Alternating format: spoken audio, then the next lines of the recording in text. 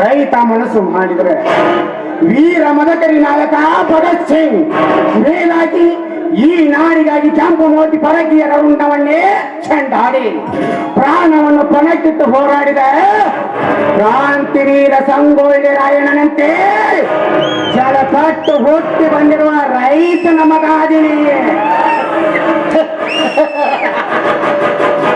ರೈತ ರೈತ ರೈತ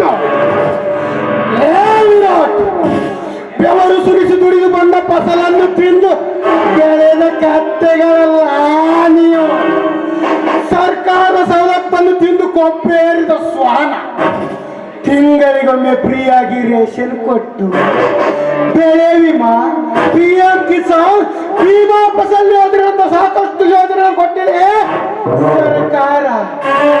ಅಂದಾಗ ರೈತ ಹೇಳಿದ್ದರು ಸರ್ಕಾರಕ್ಕೆ ಸವಾಲು ಇದೆ, ನಮ್ಮ ಗುಲಾಮರಾಗಿ ಬೀಳಲೇಬೇಕು.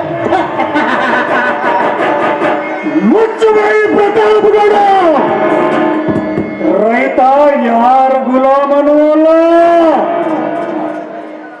ಈ ರೈತನ ತಾಕತ್ತು ನಿನ್ನ ಸರ್ಕಾರಕ್ಕೆ ಏನು ಗೊತ್ತು?